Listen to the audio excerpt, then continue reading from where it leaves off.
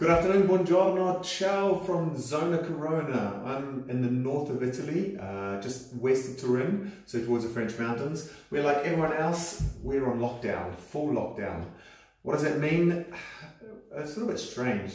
Don't go thinking that there's no one around, because life goes on. If you go in the car, if you go for a walk, there are people still about.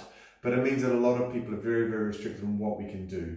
In theory, we're not meant to be moving around at all. However, you can give yourself an auto permission to go to work. So what it means is we have to fill out a piece of paper saying that I live here, I'm going there, and I'm going for a special purpose, whether at work, medical needs, or even shopping is considered okay as well.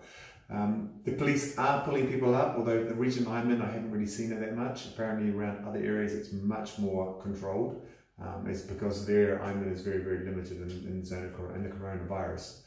However, it's kind of strange. If you do go for a walk, and this morning I went into town just to see what was happening, you'll find that people walk towards you and they get out of your way very quickly. So everyone's got this fear which wasn't there before. I saw one guy cough and 5 people jump as they just want to get out of his way as quick as possible. So the coronavirus has brought on this big fear amongst the people that everyone's contagious. And it just means that we are being a lot more careful. So if you go shopping, you'll find a lot of people have masks. If you go out and about in the streets, you'll find people are really keeping their distance. The government decreed that all restaurants and bars must be closed. They were allowed to be open from 8 in the morning until 6 in the evening, and after 6 in the evening they need to be closed. However, now they're all closed, which means that there really is nowhere to go to get a coffee, get a drink. The old aperitivo is finished, so you'll be having a drink of wine at home in the evening. Up until yesterday, you had to keep a distance of at least 1 metre between yourself and other people.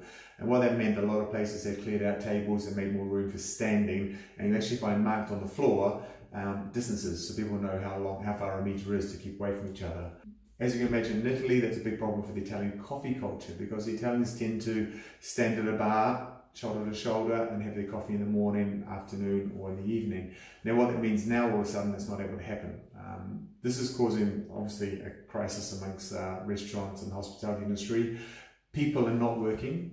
If you've got a restaurant, I feel sorry for those people, among millions of others, because it means that all of a sudden you've still got the same overheads to pay, you've got the staff to pay, and you've probably got fridge and kitchens full of food which is perishing. So right now it's causing an onslaught of different problems.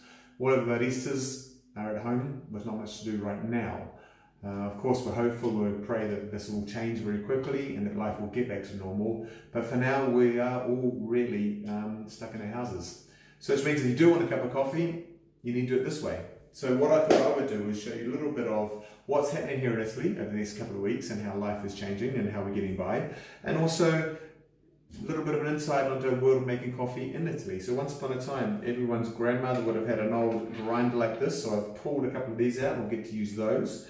And I thought we'd run it through a curve and see how the particle size actually and then particle distribution is. We'll show you how a Napolitano flip drip works. Of course, the Italian mocha and other bits and pieces. So stay tuned with me. We're going to show you a little bit of the world of making coffee as we fight the virus with caffeine.